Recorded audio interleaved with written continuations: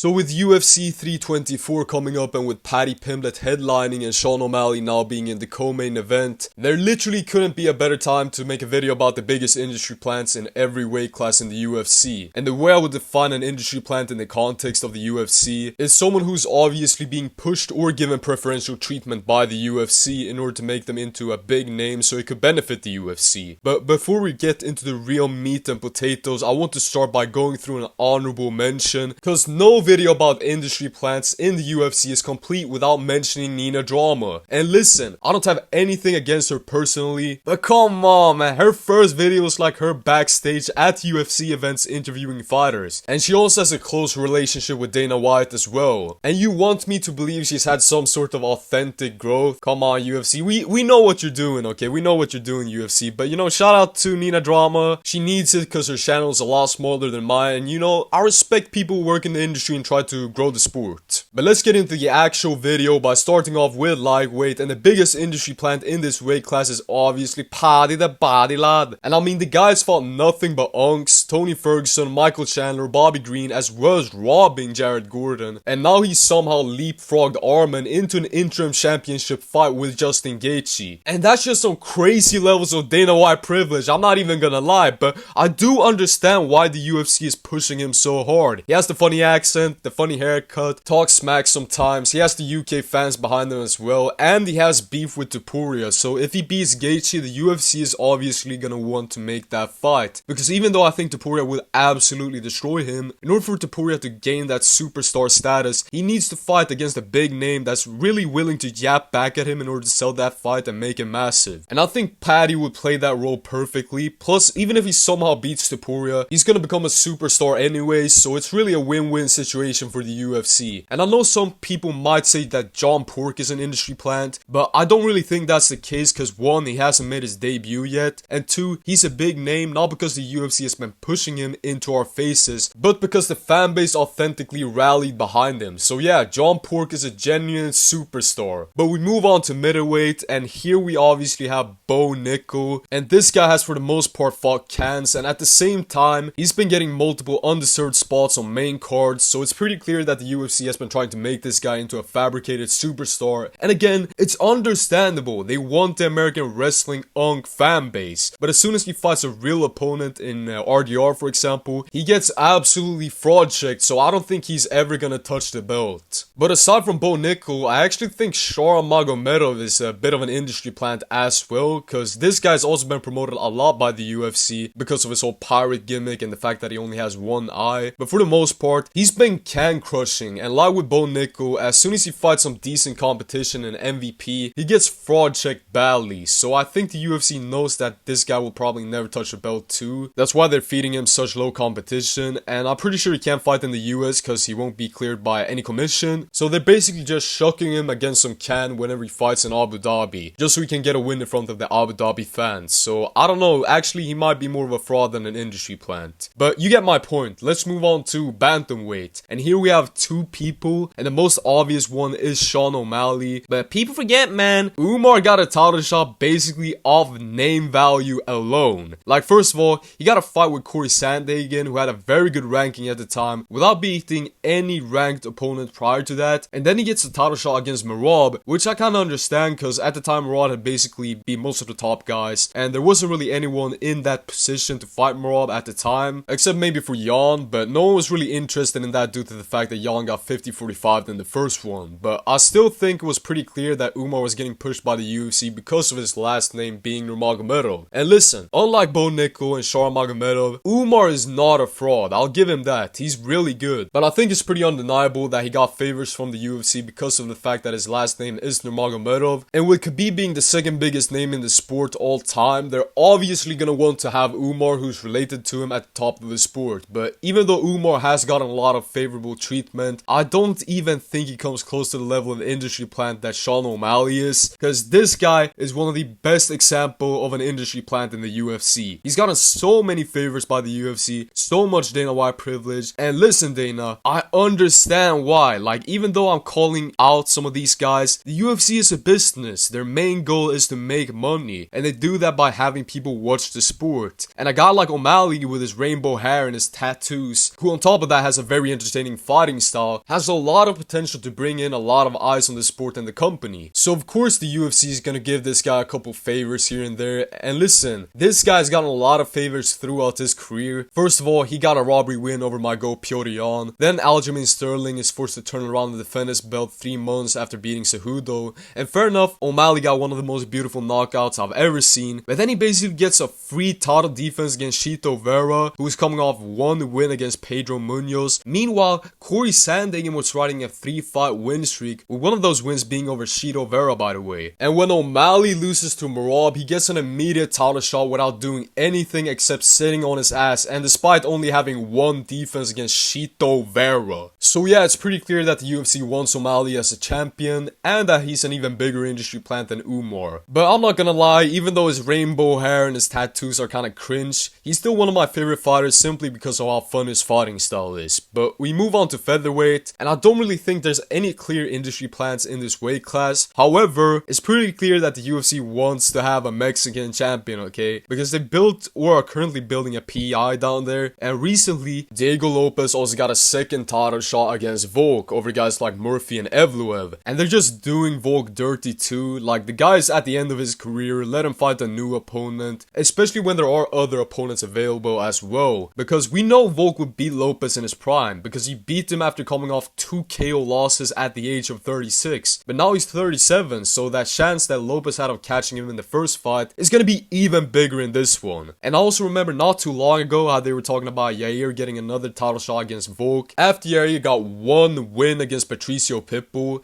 and to be clear, he had lost his 2 previous fights against Volk and Ortega. So yeah, I wouldn't really call them industry plants, but if I had to pick someone out of the featherweight division, it would have to be Lopez and Yair. But let's move on to flyweight, and the industry plant of this division is Kai Asakura. The guy got signed to the UFC in order to gain access to that Japanese market, and they also gave him a title shot straight away as his debut fight in the UFC. And you know, a lot of people are calling out Paddy Pimblett for having an easy run to a title shot, but Kai Asakura literally didn't even have a run. Like, he got fed to Pantoja immediately. Bro fought the final boss in his debut. But let's move on to light heavyweight, and to be honest, I don't really think there's any industry plans in this division, but if you want to be picky, you could say my GOAT Alex Pereira at one point was an industry plant, because he did have quite an easy path to a title shot. He fought Andreas Michailidis, Bruno Silva, and Sean Strickland, with Sean Strickland of course being a win that has aged really well, but at the time it wasn't really that crazy. But they gave him a title shot anyways because Adesanya had basically beaten all the top contenders, and because he had knocked out Adesanya in kickboxing. But that was a middleweight, so since he's now fighting at light heavyweight, I don't really know if you can call him an industry plant anymore. But we move on to heavyweight, and it's kind of the same thing here. I don't really think there are any industry plants in this division currently. Some people might try to say Tom Aspinall, but that's just not true. If anything, I think the UFC has treated him pretty badly. They didn't really promote him at all. Dana White basically refused to mention his name in ESPN interviews, and ever since he got poked in the eye by Gon, I feel like there's been a coordinated smear campaign against Aspinall, okay? I remember Shailen like Anthony Smith, of all people, guys who work for the UFC by the way, were basically blaming Aspinall for not continuing after he got poked in the eye. Knuckle deep. So if anything, the industry is actually against him. But I will say though, if I had to make a prediction for a future industry plant, it's probably gonna be Gabriel Stevenson. He's like some wrestling gold medalist or WWE champion. Listen guys, I'm not gonna lie, I don't follow wrestling at all. All I know that he's got some gold medal and that he hangs out with John Jones and Gordon Ryan. So yeah, he's probably gonna be like the next Bo Nickel in the UFC. But moving on, we got welterweight, and there straight up aren't any industry plant in this division that I can think of. So please tell me in the comments if you can think of any. But I think that's enough yap for today guys. Check out my last video. It was me breaking down Paddy Pimblett versus Justin Gaethje. But anyways, thanks for watching. Leave a like, subscribe for some of the best yap on MMA YouTube. Then don't forget to expose any industry plans. Let me know in the comments, and also don't forget to share this video to every MMA fan you know, and I'll see you on the next one. Goodbye!